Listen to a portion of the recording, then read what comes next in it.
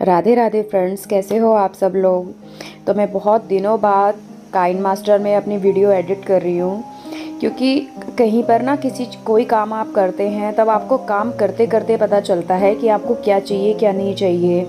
या तो चैनल छोटा है तो इसलिए व्यूज़ नहीं आते, अब जब व्यूज़ नहीं आते तो फिर मोटिवेशन नहीं मिलती है। और मुझे ऐसा लग रहा है कि कुछ हटके करना पड़ेगा, और जो मैं करना भी चाहती हूँ लेकिन किराए पे के घर पर रहने के कारण मैं नहीं कर पा रही हूँ। तो अब ये मेरा नया घर है जिसमें गृह प्रवेश की पूजा का ये सारी तैयारी हो रही थी। इसमें हम बहुत ही कम लोग थे, क्योंकि जो ससुराल की तरफ से लोग हैं वो गोरखपुर रहते हैं, गोरखपुर के कुशीनगर। तो वहाँ से अगर वो कोई भी आएंगे तो हमें उनकी टिकट करानी पड़ेगी आने और जाने की। तो इतना हमारा बजट नहीं है कि हम सबके टिकट्स कराएं आने जाने की। तो जितना हमारा बजट था उतने की हमने ये 2-3 लोग की टिकट कराई आने जाने की। और ये प्रोग्राम हमारा 2-3 लोगों के बीच में ही हुआ। इसमें एक वेदी की पूजा हुई है, नवग्रह की पूजा हुई है, सत्यनारायण भगवान की कथा हुई है, लास्ट में लक्ष्मी जी का हवन हुआ है। और इसमें 1 बजे पूजा शुरू हुई थी, शाम को 7 बजे ख़त्म हुई है। और मतलब ये पूजा मतलब 7 घंटे तक चली है। और हमारे यहाँ ऐसा है ना, ये गृह प्रवेश की पूजा में सुबह सुबह बछिया को लाया जाता है। जब मैं बछिया को लेने गई तो बहुत से लोगों ने मना कर दिया कि कोई ब्राह्मण होगा वही अपनी बछिया देगा। तो जो देता था ना वो वहाँ थी नहीं आंटी।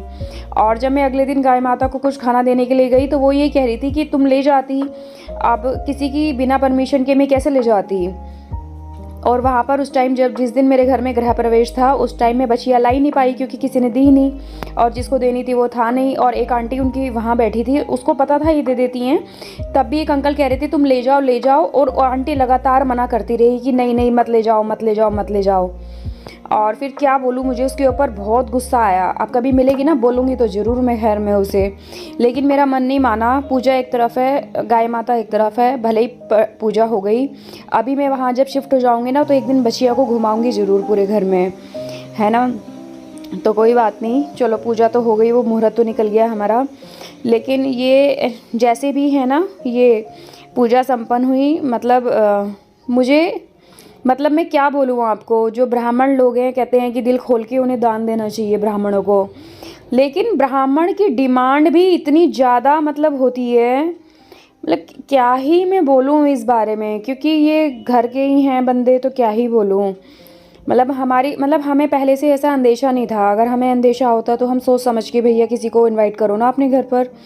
अब किसी की अगर हम ज़रूरत फुलफ़िल नहीं कर पाए, वो भी परेशान हो रहा है कि मैं आया हूँ, भले ही टिकट सबने कराई है, लेकिन बस क्या आजकल जहाँ पर भगवान से रिलेटेड कोई भी चीज़ है अगर वो पैसों में तोली जा रही है वो मैं कभी एक्सेप्ट नहीं करूँगी। लेकिन मेरी कुछ भी चलती नहीं है इस घर की डेकोरेशन में या कुछ भी पूजा में, मेरी कोई सुनने वाला नहीं है। जैसा उनका आदेश होगा वैसा ही। तो खाली बस मैं अपने दिमाग में ही मेरी बातें चलती रहती हैं, और कुछ भी नहीं कर, तो मैं कुछ भी नहीं सकती। और बस क्या ही बोलूँ मैं। और सिद्धार्थ भी अब बड़ा हो गया है, चीज़ें संभालने लगा है। ये बीच की लॉबी है, साइड में मंदिर है, मंदिर के साइड में ही किचन है, और ये बीच के लास्ट में 2 कमरे एक साथ जुड़े हुए हैं।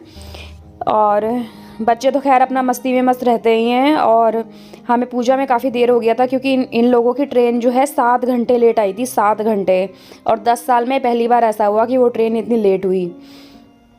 तो जैसे भी था पूजा संपन्न हुई और सब विधि विधान से हुआ। और मैं तो ये मानती हूँ ना, पूजा भी अच्छे से कराओ, और मेन जो चीज़ें हैं वो दिमाग है। शांति अगर दिमाग में हम बिठा लें तो हर एक चीज़ का डिसीजन निकल जाता है। और अगर हम ये सोचेंगे कि हम पूजा से हमें शांति मिल जाएगी तो वो कभी पॉसिबल नहीं हो सकता। लेकिन किसको समझाएं, कोई समझने को तो तैयार होता नहीं। आप अपनी ज़िंदगी में किसी को नहीं समझा सकते। और मेन तौर पे जो एग्रेसिव नेचर वाला होता है ना बंदा, तो बस 4 दिन बाद अपने रंग में आ ही जाता है। किसको क्या समझाएं, हम किसी को नहीं समझाया जा सकता। खैर ये मैं अपनी वाणी को यही विराम दे रही हूँ। और ये वीडियो मेरा इतना ही है। ट्राईपॉड पर मैं रिकॉर्ड कर रही थी सब कि देखो मैं कैसे कैसे पूजा की तैयारी कर रहे थे। हर